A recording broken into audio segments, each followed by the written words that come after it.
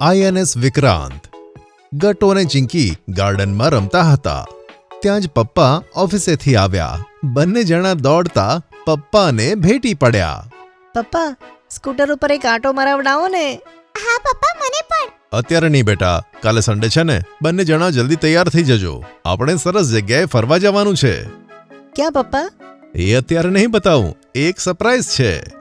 બીજા દિવસે ગટ્ટુ, ચિંકી, મમ્મી અને પપ્પા તૈયાર થાય છે. હવે તો કહો પપ્પા, આપણે ક્યાં જઈએ છીએ? બસ થોડી વાર બેટા, તમે પોતે જોઈ લેશો. થોડી વારમાં બધા ગેટવે ઓફ ઇન્ડિયા પહોંચી જાય છે. વાવ! અને શું કહેવાય છે પપ્પા, આ કઈ જગ્યા છે? બેટા, તેને ગેટવે ઓફ ઇન્ડિયા કહે છે. તેને કિંગ જ્યોર્જ V અને ક્વીન મેરીની યાદમાં બનાવાયો છે. એ સમયે મુંબઈને બોમ્બે કહેવાતું. હવે તમે મમ્મી સાથે ફરો અને ફોટો ખેંચો. હું ત્યાં સુધી બધા માટે ટિકિટ લાવું છું. બંને એન્જોય કરે છે. મમ્મી તેમની ફોટો ખેંચે છે. ત્યાં જ ગટ્ટુની નજર પાછળ બોટ પર પડે છે. ચિંકી, પેલી જો બોટ. વાવ, કેટલી મોટી બોટ છે. આને બોટ નહીં, ફેરી કહેવાય બેટા. આપણે આના પર બેસીશું મમ્મી? હા, બસ પપ્પા ટિકિટ લેવા ગયા છે, પછી આપણે ફેરીમાં બેસીશું. થોડી વારમાં પપ્પા ફેરીની ટિકિટ લાવે છે. બધા તેમાં એક એક કરીને ચઢી જાય છે. વાહ, ચારે તરફ પાણી જ પાણી છે. જો પિંકી, ફિશ હમણાં પાણીમાં છલાંગ મારી. બંને ફિશને જોઈને તાળીઓ વગાડે છે અને કૂદવા લાગે છે. કેટલી મોટી છે આ બોટ. અરે, હવે આપણે એક મોટી બોટને જોવા જઈ રહ્યા છીએ. તે તો 10 ગણી મોટી છે. આગળના સરપ્રાઈઝ માટે રેડી થાઓ. વાવ, વન મોર સરપ્રાઈઝ. થોડી વારમાં બધા સમુદ્રની વચ્ચે એક મ્યુઝિયમમાં પહોંચી જાય છે. આ કઈ જગ્યા છે પપ્પા? બેટા, આ આઈએનએસ વિક્રાંતનું મ્યુઝિયમ છે. આઈએનએસ વિક્રાંત, એ શું છે પપ્પા? આ ભારતીય નેવીનું મુખ્ય જહાજ હતું. તેનું નિર્માણ 1945માં થયું હતું. ત્યારે તેને HMS હર્ક્યુલેસ રૂપે લોન્ચ કર્યું હતું. પછી તેને ઇન્ડિયન નેવીને વેચી નાખ્યું. નેવીમાં એનું શું નામ હતું પપ્પા? નેવીના જહાજ આપણી કોસ્ટલ લાઇન પર રક્ષા કરે છે. તેની ઉપર આપણી નેવીના જવાનો તૈનાત રહે છે, જે આપણી બહારથી આવનાર મુશ્કેલીથી રક્ષા કરે છે. તેના વિશે વધુ ડિટેલમાં અહીંના લોકો બતાવશે. થોડી વારમાં બધા લાઇનમાં ઊભા રહે છે. ચિંકી, મસ્તી નહીં, ચૂપચાપ અહીંયા લાઈનમાં ઊભી રહે. બધાની ટિકિટ ચેક થાય છે. ત્યારબાદ બધા અંદર પ્રવેશ કરે છે. ત્યાં જ એક માણસ આવીને પોતાનો પરિચય આપે છે. હેલો, મને આશા છે કે અહીંયા સુધીનો તમારો સફર ખૂબ સરસ હશે. હું છું તમારો ગાઈડ, જે વિક્રાંતની ટૂર કરાવીશ અને તેના ઇતિહાસ વિશે પણ બતાવીશ. આજે તમે બધા એક સુંદર જહાજના સાક્ષી બનવા જઈ રહ્યા છો. બસ એક વાતનું ધ્યાન રાખજો કે અહીંયા કોઈ પણ વસ્તુને તમે અડશો નહીં અને પોતાનો કેમેરા બંધ રાખજો. જ્યાં મનાઈ ફરમાવી છે, નહીં તો કેમેરો જપ્ત થઈ જશે. તમારો દિવસ શુભ રહે. આ સાંભળી ગટ્ટુ પપ્પાને જપ્ત શબ્દ વિશે પૂછે છે. અરે, જપ્તનો મતલબ તે પોતાની પાસે રાખશે, પાછું જ નહીં આપે. તેની પેનલ્ટી લાગે છે પછી, અને ડેટા પણ ડિલીટ કરી દેશે. એ શું છે પપ્પા?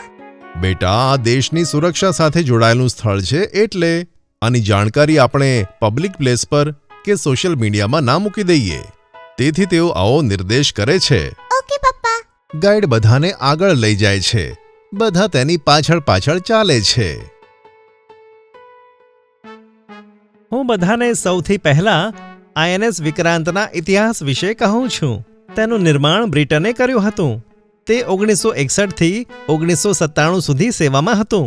ત્યાર પછી તેને મ્યુઝિયમનું રૂપ અપાયું, જેથી બધા તેને જોઈ શકે અને વધારેમાં વધારે જાણી શકે. તો શું તે બિલકુલ કામમાં નથી આવતું અંકલ? આ તો નથી આવતું, પણ બીજું એક વિક્રાંત નામનું વિમાન પોર્ટ છે, જે પૂરી રીતે ભારતમાં બનાવેલું છે. શું એ પણ અમને અહીંયા જોવા મળશે? ના બેટા, તે તો હજુ દેશની રક્ષાના કાર્યોમાં છે. તેને નથી જોઈ શકતા. ભારતીય નેવી સેના તેના પર કાર્ય કરે છે અને આખા કોસ્ટલ એરિયાનું ધ્યાન રાખે છે. હવે બધા ફરીને એરિયા જોઈ લો. આપણે 15 મિનિટ પછી મળીશું. ભારતની કોસ્ટલ લાઇન એટલી મોટી છે કે મોટા મોટા જહાજ તેની પર રાખવા પડે. હા બેટા, ભારતની 7000 કિલોમીટર સીમારેખા સમુદ્રથી જોડાયેલી છે. તેની એક બાજુ અરબ સાગર છે, તો બીજી બાજુ બંગાળની ખાડી. દક્ષિણમાં બંને મળીને હિન્દ મહાસાગર બનાવે છે.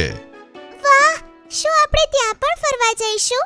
હા બેટા, જલ્દી જ દક્ષિણ ભારત પણ ફરવા જઈશું.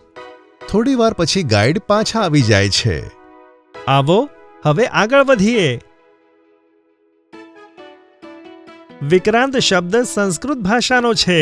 તેનો અર્થ છે સાહસી. ઇંગ્લિશમાં કરેજિયસ. તેનું આદર્શ વાક્ય પણ સંસ્કૃતમાં છે. આ વિમાને 1971માં પાકિસ્તાન વિરુદ્ધ લડાઈ કરી હતી. અને મ્યુઝિયમ કોણે બનાવ્યું? મ્યુઝિયમ બનાવવાનો આઈડિયા બીએમસીનો હતો.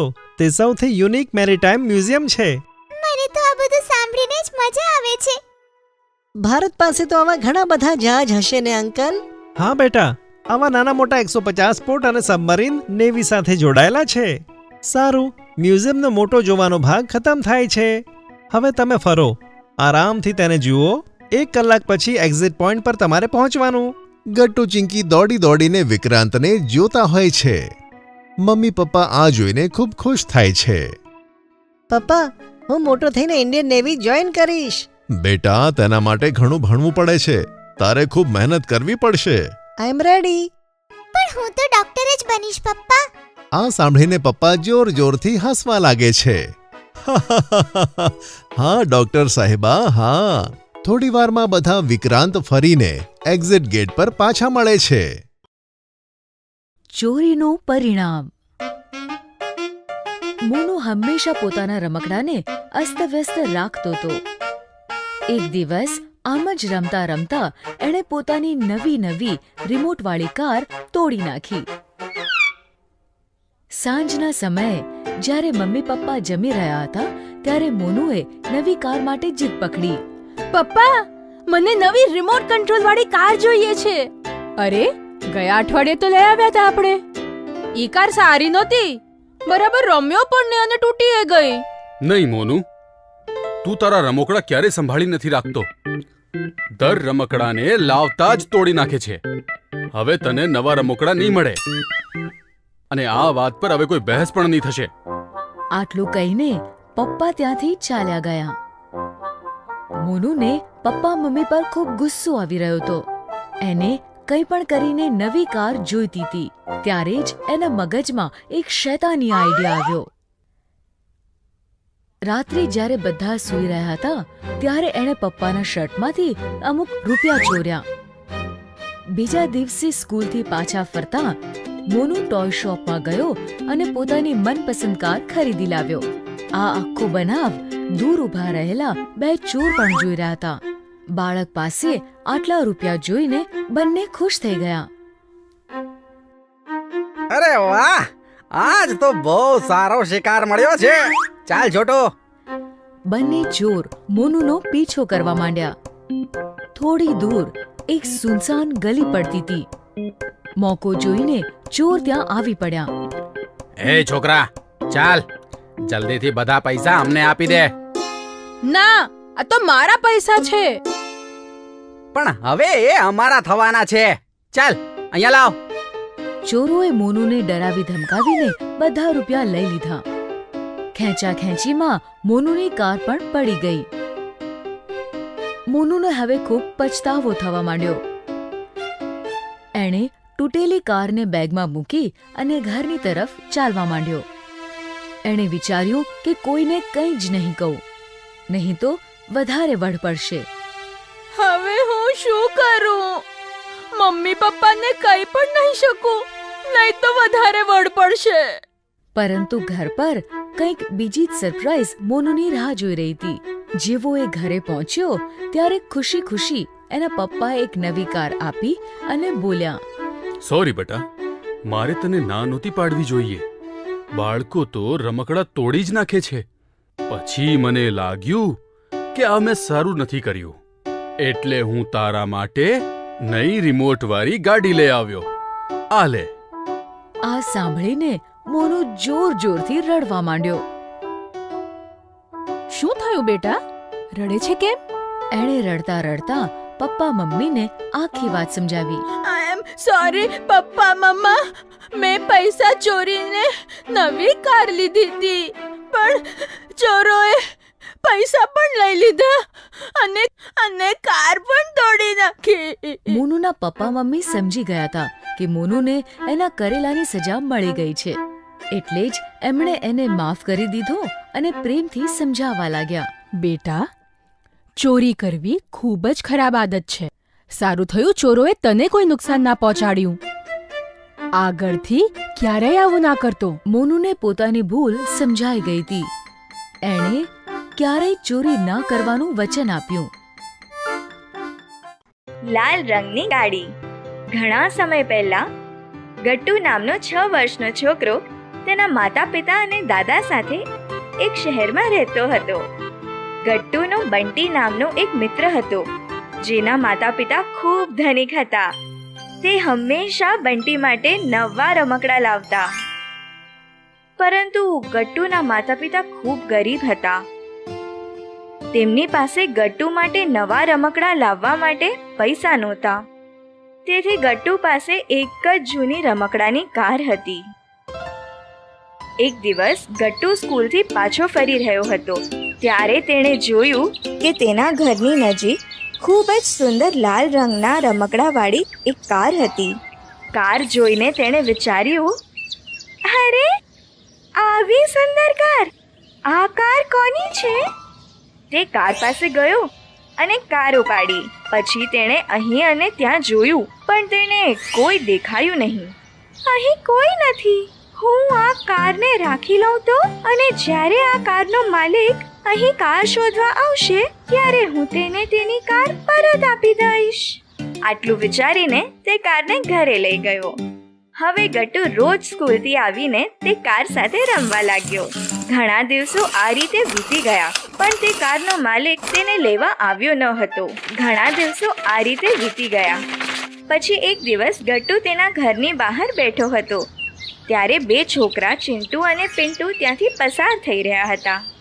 પિન્ટુ, તને ખબર છે, મારા પપ્પા મારા માટે ખૂબ જ સુંદર લાલ રંગની કાર લાવ્યા હતા, પણ મને ખબર નથી કે તે મારા પાસેથી ક્યાં ગાયબ થઈ ગઈ. ખોવાઈ ગઈ? પણ કેવી રીતે? ખબર નથી. હું કાર લઈને આ શેરીમાંથી કાકાના ઘરે જઈ રહ્યો હતો. ત્યાં પહોંચ્યો પછી મેં મારી બેગ ચેક કરી તો તેમાં કાર નહોતી. તો પછી તારી ગાડી પડી ગઈ હશે. તે બંનેની વાત સાંભળ્યા પછી ગટ્ટુ સમજી ગયો કે તેને જે લાલ રંગની કાર ઘરની બહાર મળી હતી તે ચિંટુની છે. તે કાર ચિંટુની છે, મતલબ કે મારે હવે કાર પાછી આપવી પડશે. ત્યારબાદ તે દુઃખી થઈને કાર લઈને ચિંટુના ઘર તરફ ચાલવા લાગ્યો. ચિંટુના ઘર પાસે પહોંચીને તેણે જોયું કે ચિંટુ તેના ઘરની બહાર ઘણી બધી કાર લઈને રમી રહ્યો હતો. તેણે આ જોઈને કહ્યું, અરે, આ ચિંટુ પાસે ઘણી બધી સુંદર કાર છે અને મારા પાસે આ ફક્ત એક જ કાર છે, અને તે પણ આટલી જૂની. હવે હું તેને આ લાલ કાર ન પણ આપું તો પણ તેને કોઈ ફરક પડશે નહીં. તેથી જ હું આ લાલ કાર રાખું છું. આમ વિચારીને તે કાર લઈને ઘરે પાછો આવ્યો. તે સાંજે તેના દાદા તેને રોજ મુજબ તેના સ્કૂલનું હોમવર્ક કરાવી રહ્યા હતા. લોભ કરવો એક ખરાબ વસ્તુ છે. ગટ્ટુ, તને ખબર છે લોભ એટલે શું? ના દાદા. લોભનો મતલબ છે કે કોઈ બીજાની વસ્તુ આપણી સમજવી. પણ દાદા, જો આપણને કંઈક વસ્તુ ગમતી હોય અને તે વસ્તુ આપણે જ થાય તેવું આપણે ઈચ્છીએ તો તેમાં ખોટું શું છે? ખોટું તે વસ્તુ મેળવવાના માર્ગમાં છે. એ કેવી રીતે? એ એવી રીતે કે લોભ આપણા મગજમાં સૌથી પહેલો આવે છે. પછી તે લોભને પૂર્ણ કરવા માટે આપણે ખોટા માર્ગો પસંદ કરીએ છીએ, જેમ કે ચોરી. અને પછી એ નાના લોભને કારણે આપણે ચોર થઈ જઈએ છીએ. અને કારણ કે બધી ખરાબીઓ ક્યાંક લોભથી શરૂ થાય છે, તેથી લોભ એ બધી ખરાબીમાં સૌથી ખરાબ છે. દાદા સાચું કહી રહ્યા છે. લોભના કારણે મેં ચિંટુની ગાડી મારી પાસે રાખી અને હું ચોર બની ગયો. આટલું વિચારીને તે તરત જ કારને ચિંટુના ઘરે લઈ ગયો અને કાર ચિંટુને પાછી આપી. આ રીતે ચિંટુ દાદાની વાતને લીધે લોભનો અર્થ સમજી ગયો અને પછી તેણે ક્યારેય લોભમાં કોઈ ખોટું કામ કર્યું નહીં.